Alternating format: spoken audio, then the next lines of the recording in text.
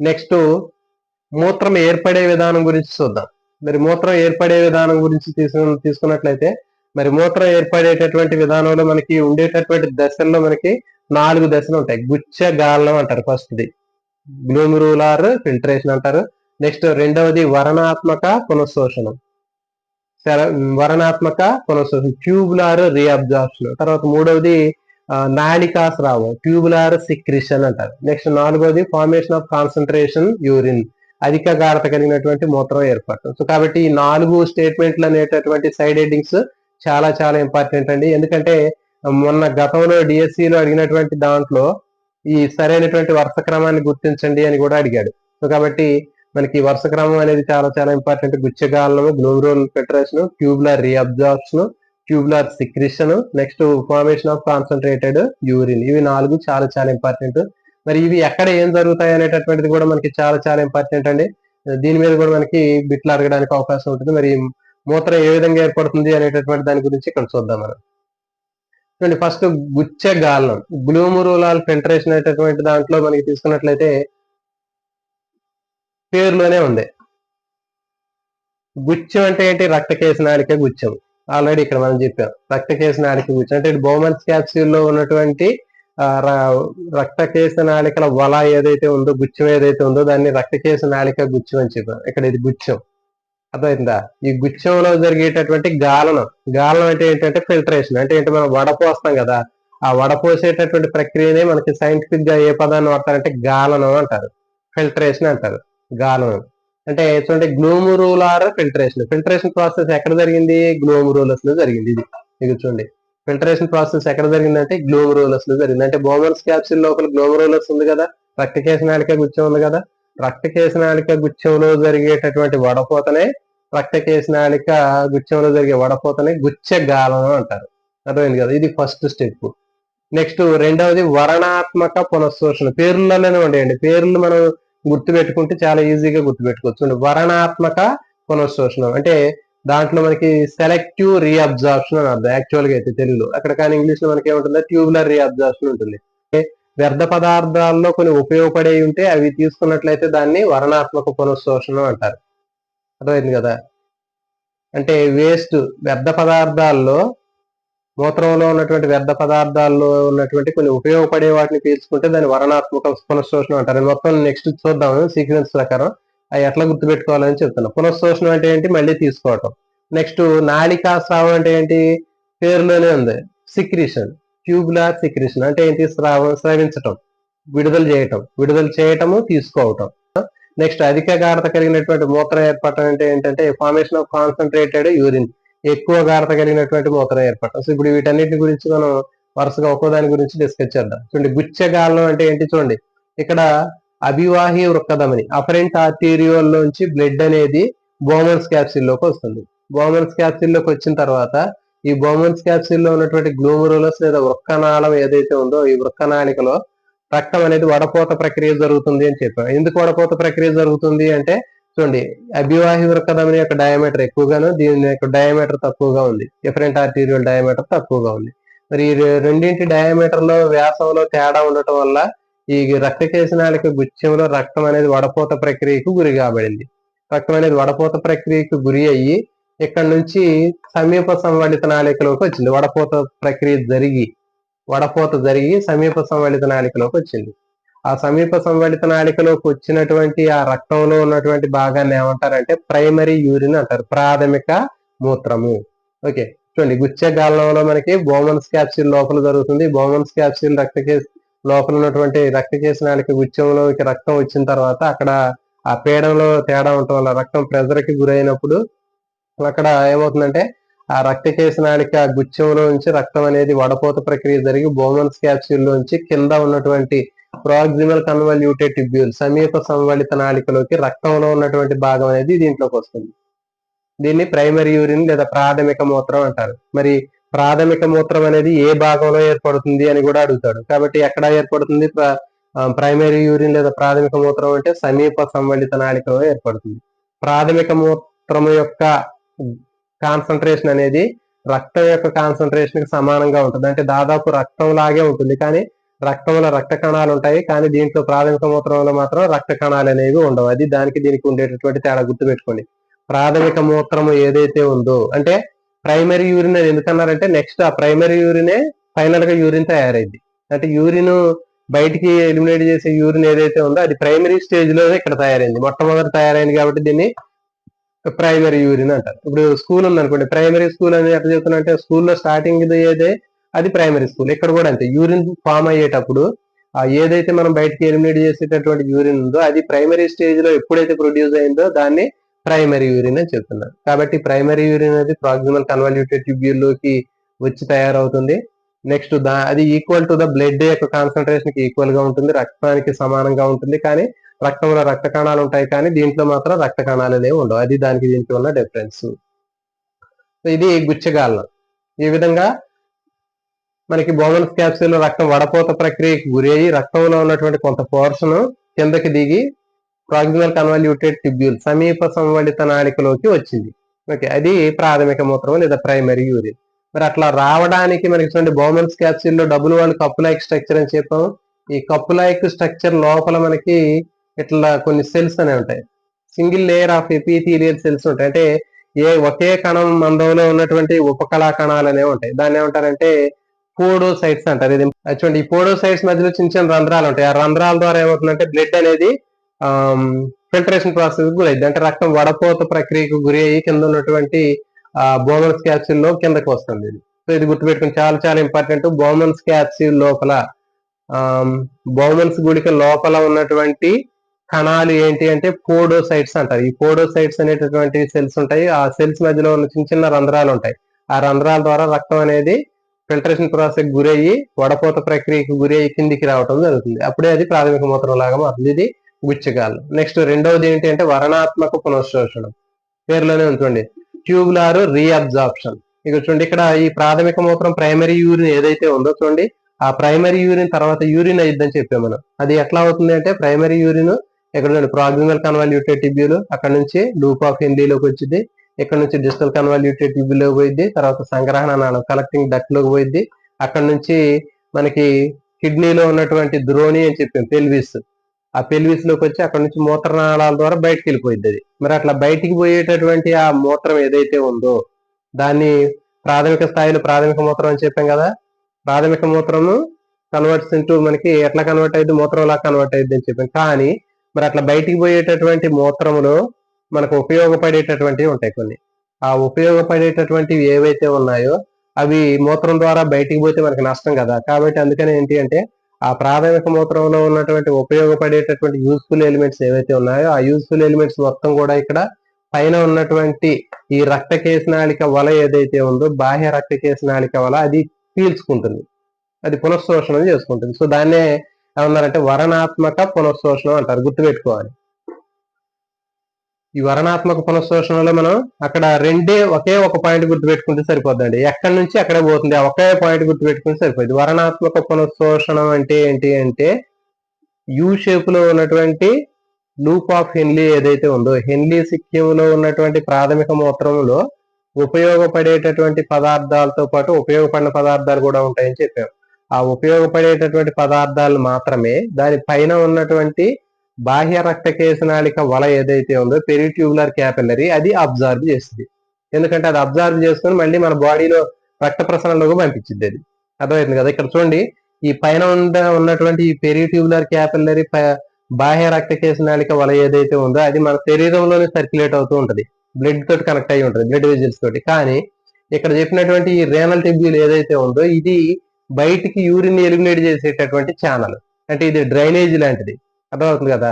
అంటే ఇవన్నీ మన మన మన ఇంట్లో ఉన్నటువంటి పైప్ లైన్ లాంటివి, ఇవి పైప్ లైన్ లాంటివి. ఇది మాత్రం ఏంటి అంటే ఒక డ్రైనేజ్ లాంటిది, అంటే మన ఇంట్లో ఉండే వ్యర్థ పదార్థాలు మొత్తం బయటికి వెళ్ళిపోతూ ఉంటాయి. కానీ ఇవి మాత్రం పైన ఉన్న బాహ్య రక్త కేశనాళిక వల అనేది ఏదైతే ఉందో అది pipe line, water pipe line లాంటివి.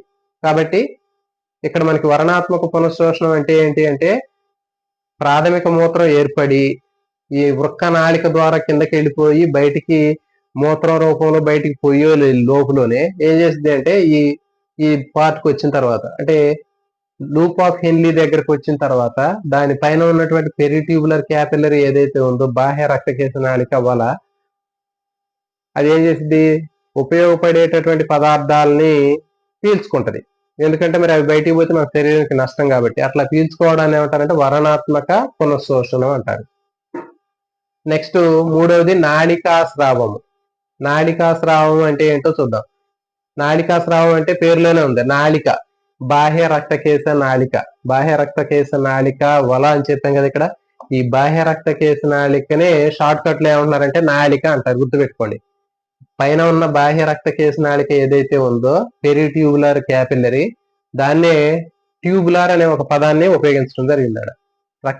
బాహ్య రక్తకేశ నాళిక వల అనకుండా ఏమంటున్నాడు అంటే నాళిక అన్నాడు. ఇదిగోండి ఇక్కడ పదం ఉంది కదా, నాళిక. నాళిక స్రవిస్తుంది. పైన ఉన్నటువంటి రక్తకేశ నాళిక వల ఏదైతే ఉందో అది దాంట్లో కూడా కొన్ని వడపోత ప్రక్రియకు గురి కాకుండా ఇక్కడ చూడండి, ఇక్కడ వడపోత ప్రక్రియకు గురి అయినప్పుడు ఇది ప్రాథమిక మూత్రం లాగా ఇటు వస్తుంది. కానీ ఈ వడపోత ప్రక్రియ జరగకుండా ఇటు ఎస్కేప్ అయినటువంటి కొన్ని రక్తంలో ఉన్న కొన్ని పదార్థాలు అపవాహి వృక్క ధమనిక ద్వారా ఇలా వచ్చి ఈ పైన ఉన్నటువంటి బాహ్య రక్తకేశ నాళికల వలలోకి వస్తాయి. మరి దానివల్ల ఉపయోగం ఉండదు, మళ్ళీ అది బ్లడ్ సర్క్యులేషన్ లోకి వెళ్తుందని చెప్పాం. మరి ఆ వేస్ట్ గా ఉన్నటువంటివి, ఆ మెటీరియల్స్ ఎస్కేప్ అయినటువంటివి ఇక్కడ వడపోత ప్రక్రియలో గురి కాకుండా ఎస్కేప్ అయ్యి వచ్చినటువంటి వేస్ట్ మెటీరియల్స్ ఇవి మన శరీరానికి అవసరం లేదు. అందుకని చెప్పేసి ఏం చేసింది అంటే ఈ పైన ఉన్నటువంటి బాహ్య రక్తకేశ నాళిక వల నుంచి లోపల ఉన్నటువంటి యూ షేప్ లో ఉన్నటువంటి లూప్ ఆఫ్ హెన్లీలోకి సీక్రెట్ చేస్తుంది, స్రవిస్తుంది. సో దీన్ని ఏమంటారంటే నాళికా స్రావం అంటారు. ఇక చూడండి, ఇది ఇటు, ఇది ఇటు.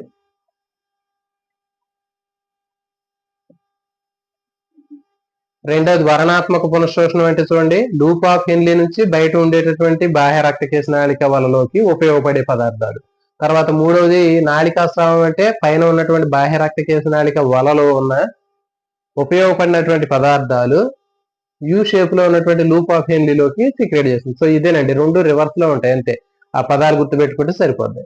నెక్స్ట్ ఫైనల్ గా లాస్ట్ ఏంటంటే అధిక గాఢత కలిగినటువంటి మూత్రం ఎట్లా ఏర్పడుతుంది అంటే చూడండి, ఇక్కడ ఈ ప్రాథమిక మూత్రం సమీప సంవలిత నాళిక నుంచి లూప్ ఆఫ్ హెన్లీలోంచి, అక్కడ నుంచి డిస్టల్ కన్వాల్యూటెడ్ ట్యూబ్యూల్లోంచి దూరస్థ సంవలిత నాళిక నుంచి ఇక్కడ ఉన్నటువంటి కలెక్టింగ్ డక్ట్ లోకి వస్తుంది, సంగ్రహణ నాళంలోకి వస్తుంది. కాబట్టి సంగ్రహణ నాళంలో లాస్ట్ లో ఉన్నటువంటి అధిక గాఢత కలిగినటువంటి మూత్రం ఏర్పడుతుంది. చాలా చాలా ఇంపార్టెంట్ అండి. అధిక గాఢత కలిగినటువంటి మూత్రము ఎక్కడ, ఏ భాగంలో ఏర్పడుతుంది? నెఫ్రాన్ లో, అంటే సంగ్రహణ నాళాల్లో ఏర్పడుతుంది. ఓకే, మరి ఈ సంగ్రహణ నాళాల్లో అధిక గాఢత కలిగినటువంటి మూత్రం ఏర్పడటానికి ఉపయోగపడేటటువంటిది దేని సమక్షంలో జరుగుతుందంటే ఒక హార్మోన్ ప్రెజెన్స్ లో జరుగుతుందండి. మరి ఆ హార్మోన్ పేరు ఏంటి అంటే వాసోప్రెసిన్. చాలా చాలా ఇంపార్టెంట్. వాసోప్రెసిన్ హార్మోన్ సమక్షంలో సంగ్రహణ నాళాల్లో నీటి పునఃశోషణ జరుగుతుంది. అక్కడ మొత్తం నీరు ఎక్కువగా పీల్చుకోవడం వల్ల ఏమవుతుందంటే ఎక్కువ గాఢత కలిగినటువంటి మూత్రం అనేది తయారవుతుంది. అంటే నీటిలో ఉన్న మూత్రంలో ఉన్నటువంటి నీటి వాటర్ కంటెంట్ అబ్జర్వ్ చేసుకుంటే మిగిలినటువంటిది ఏది అంటే అధిక గాఢత కలిగినటువంటి మూత్రము. అది అధిక గాఢత కలిగినటువంటి మూత్రం అనేది ఏర్పడుతుంది, గుర్తుపెట్టుకోండి. అధిక గాఢత కలిగినటువంటి మూత్రం అనేది ఎక్కడ ఏర్పడుతుంది, దేని సమక్షంలో ఏర్పడుతుంది అంటే సంగ్రహణ నాళాలు, కలెక్టింగ్ డక్ట్స్ లో మనకి అధిక గాఢత కలిగినటువంటి మూత్రం లేకపోతే కాన్సన్ట్రేటెడ్ యూరిన్ ఫార్మేషన్ అనేది జరుగుతుంది. దేని ప్రెజెన్స్ లో జరుగుతుంది అంటే in the presence of vasopressin hormone presence లో జరుగుతుంది. మరి ఆ అధిక గాఢత కలిగినటువంటి మూత్రం ఏర్పడేటప్పుడు వాసోప్రెసిన్ హార్మోన్ విడుదల కాకపోతే ఏం జరుగుతుంది అంటే తక్కువ గాఢత కలిగినటువంటి మూత్రాన్ని విసర్జిస్తాం. హార్మోన్ విడుదలైతే అధిక గాఢత కలిగినటువంటి మూత్రాన్ని విసర్జిస్తాం. మరి హార్మోన్ విడుదల కాకపోతే తక్కువ గాఢత కలిగినటువంటి మూత్రాన్ని విసర్జిస్తాం. సో గుర్తుపెట్టుకోండి, ఎండాకాలంలో మనకి ఎక్కువగా హార్మోన్ విడుదలైంది, గుర్తుపెట్టుకోండి.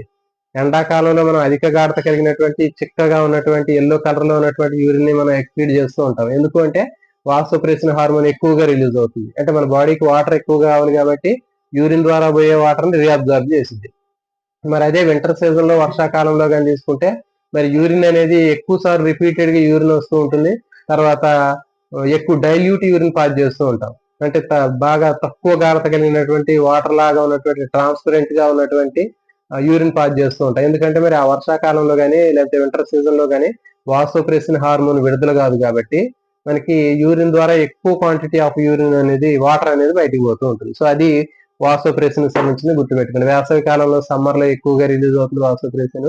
వింటర్ సీజన్ లో, రెయినీ సీజన్ లో తక్కువగా విడుదలవుతుంది. హార్మోన్ ఎక్కువగా విడుదలైతే యూరిన్ కాన్సన్ట్రేషన్ ఎక్కువగా ఉండి చిక్కగా ఎల్లో కలర్ లో ఉంటుంది. అట్లా కాకుండా వాసోప్రెసిన్ తక్కువగా విడుదలైతే వాటర్ డైల్యూట్ గా ఉంటుంది, యూరిన్ డైల్యూట్ గా ఉంటుంది, వాటర్ కంటెంట్ ఎక్కువగా ఉంటుంది, ట్రాన్స్పరెంట్ గా ఉంటుంది. సో ఇది దీనికి సంబంధించినటువంటిదండి. అయితే ఏది ఎక్కడ జరుగుతుంది అనేటటువంటిది కూడా మనం ఒకసారి డిస్కస్ చేద్దాం. గుచ్చగాలం అనేది ఎక్కడ జరుగుతుంది అంటే మాల్పీజియన్ దేహంలో ఉన్నటువంటి బోమన్స్ క్యాప్సూల్ లో జరుగుతుంది. బోమన్స్ క్యాప్సూల్ లోపల మనకి గుచ్చగాలం జరుగుతుంది. అంటే బోమన్స్ క్యాప్సూల్ లో ఉన్నటువంటి రక్తకేశ నాళిక గుచ్చంలో మనకి గుచ్చగాలం జరుగుతుంది. గుచ్చంలో జరిగింది కాబట్టి గుచ్చగాలం అండి. అర్థమవుతుంది కదా, మనం గుర్తుపెట్టుకోండి. గుచ్చగాలం అంటే ఏంటి? గుచ్చంలో జరిగేటటువంటి వడపోత. ఏ గుచ్చం అంటే రక్తకేశ నాళిక గుచ్చం. ఎక్కడ ఉంటది అంటే బోమన్స్ క్యాప్సూల్. ఆ బోమన్స్ క్యాప్సూల్ మొత్తాన్ని దేంట్లో ఉంటది అంటే మాల్పీజియన్ దేహం. అర్థమవుతుందా? సో అది అట్లా గుర్తుపెట్టుకోండి. నెక్స్ట్ వర్ణాత్మక పునఃశోషణం అనేది ఏ భాగంలో జరుగుతుంది అంటే అది లూప్ ఆఫ్ హెన్లీ, హెన్లీ సిక్కింలో జరిగింది. ఇది కూడా అంతే. నాళికా స్రావం అనేటటువంటిది కూడా అక్కడే జరిగింది.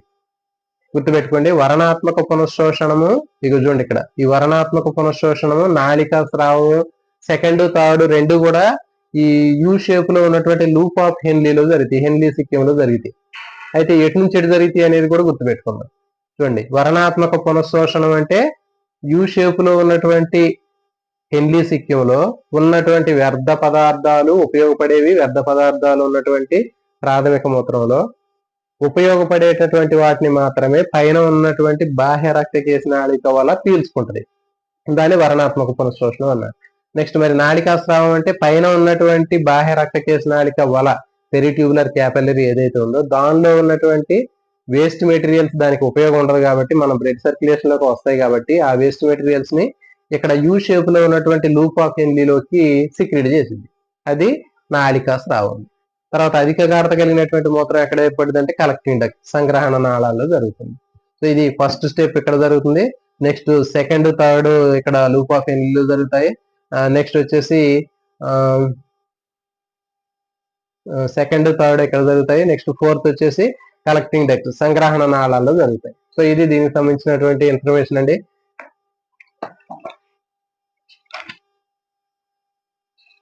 వీటికి సంబంధించినటువంటి ప్రాక్టీస్ బిట్స్ మనకి రేపు నేను మీకు ఇస్తాను. వీటికి సంబంధించినవి